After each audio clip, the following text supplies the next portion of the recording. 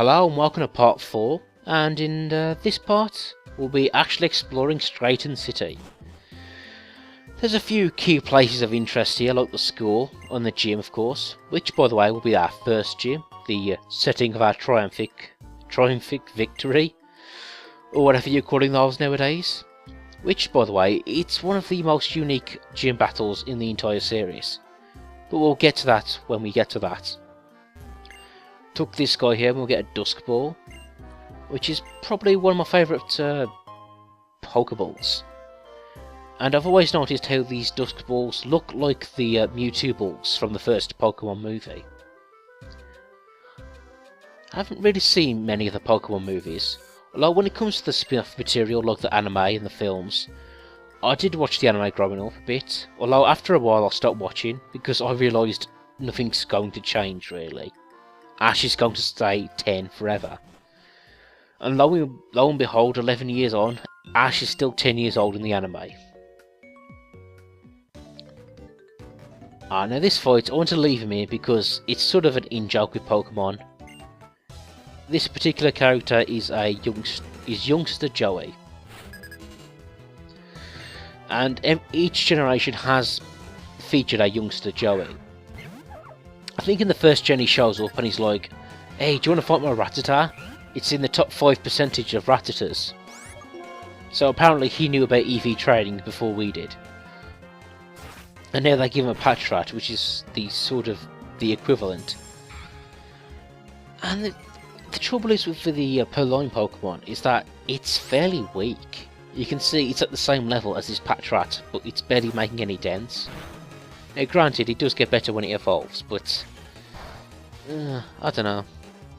I guess at this point part of me wishes I had caught a Lillipup instead. Oh, finally a critical hit. Now just to quickly explain what a critical hit is. It's that you can easily tell your attacks will do a certain amount of damage based on defense and attack and type and what have you. But a critical hit will do like 3 or twice as times the damage, will do even more damage. Now these critical hits, I think the chances are like 6% per every move. You get a chance of getting a critical hit. Now there are moves and there are ways of increasing it, which is a sort of tactic I use later on in the game. And something about experience in this game is, granted I don't understand the mechanics, but the amount of experience you get depends on what level your opponent is. Like if you've beat up an opponent that's weaker than you, you get less experience, depending on how high you are. Which can make grinding infuriating, but then again there's also an item for that, which we'll probably get later on. Now, Wrap, it's a fairly decent move, I suppose. It continues to hurt Patrat, although granted it's only a small amount. And to talk about Sniffy for a second, I think out of all the starter Pokemon, yeah, this is true, out of all the starter Pokemon, he's the only serpent one. I guess all the rest are based off mammals or quadrupeds, but yeah, he's the only serpent one. Which I guess is why I like him, he's sort of a bit more unique.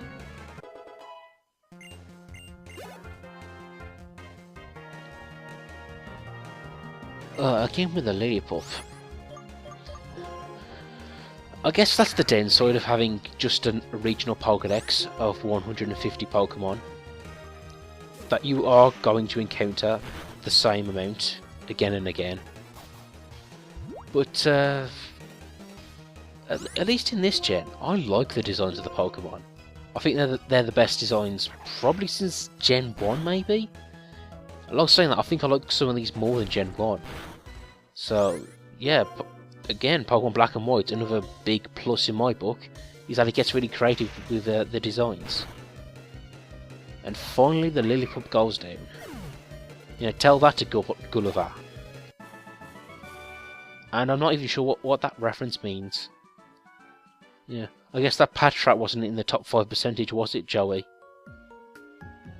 You know, something I learned about the name Joey is that it is a euphemism for homosexual, which I was surprised by because I never heard that growing up. Oh, now here's a... this is a way the game sort of teaches you about elemental types, the rock, paper, scissors formation. Now, if you picked a Snivy, the gym leader will actually use a fire type against you. So this woman will give you a Panpour, which is a water type. And I do like these elemental monkeys, although honestly, I say that the Panpour is my least favourite of them. My favourite of these elemental monkeys is Pansage, the grass type. And hopefully you'll see what I mean when we finally see one of them in this game. And I've decided to name my little monkey here Jason Gordon-Levitt. Because at this point I recently saw him in the Dark Knight Rises and I liked him, so I decided to put him in. And I also remember him from the sitcom The Third Rock from the Sun. Or just Third Rock from the Sun, I suppose. So yeah, I like that guy, and I saw this cute little monkey and I thought, yeah, I'm going to name him after him. Now, of course, that is optional to collect that Pokemon, but I would recommend it. Because otherwise, you're kind of stuck with normal types. Now, here's the school, and we're about to teach Sharon a lesson or two, I can tell you.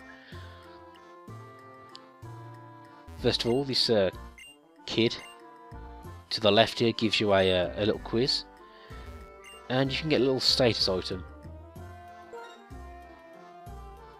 Which of the following items cures poison? Antidote.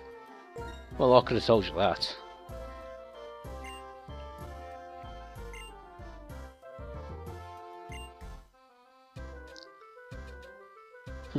I like it how in the question he tells you that Paralyze heals Paralyze. And the first time I was talking to this kid, I was just spamming A to cycle through the text, and I gave the wrong answer because I misread the question. I suppose it teaches you for missing text. And anyway, when it comes to games, I do read text the first time I play it, but otherwise I'll skip it.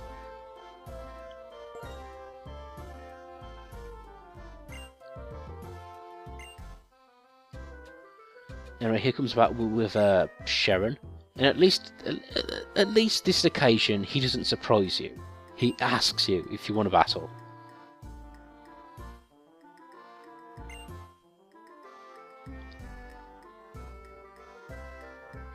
Okay, Sharon, I'll try not to be a bit rough, but I really don't know how I'm going to do that. Okay, first up, Sharon, he's leveled up his Tepig a bit more, and he's also added a Purloin to his team. Which, again, it's a good reason to pick up the Elemental Monkey. Panpour, I should say. It's a good reason to pick him up before you fought him here. Because at this point he'll know, his Tepig will know a fire move, so time to play the elements against him. I do like how this is paced though, the game. As you play through it, first it shows you the battle mechanics, then it introduces type advantages, then it introduces items and berries. It sort of introduces you to the Pokemon first, the Pokemon mechanics one thing at a time. So I've got to give it credit, that's a good way of doing it.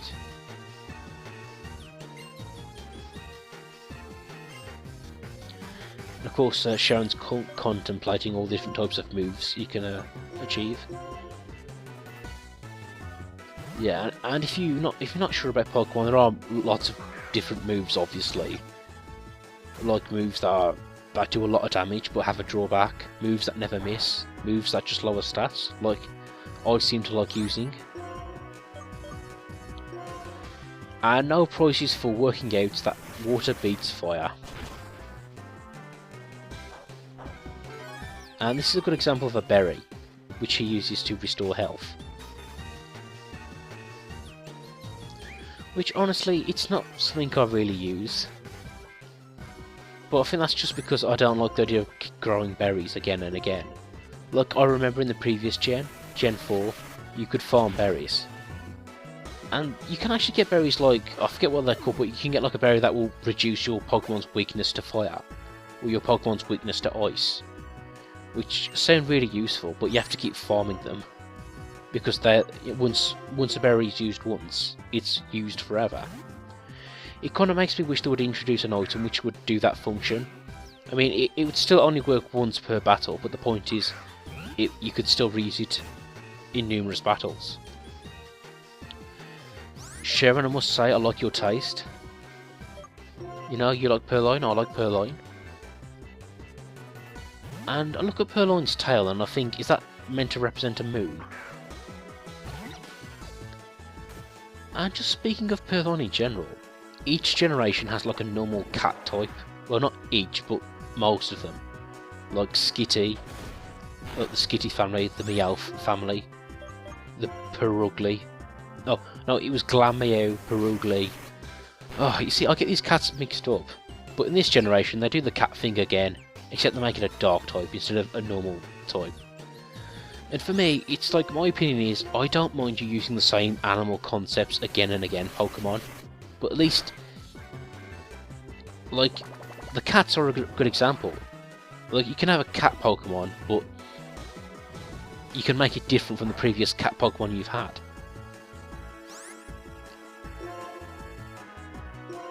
Anyway, now I'm just spamming Water Gun because, you know, if it's not super effective, at least I get a same type attack bonus.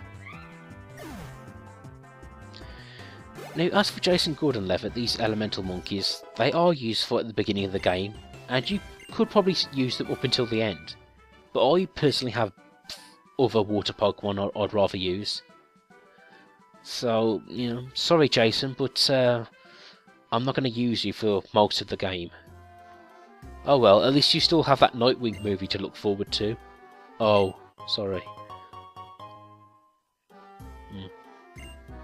You know, I do like how Panpour's head looks like a piece of broccoli. I think that's what they were going for.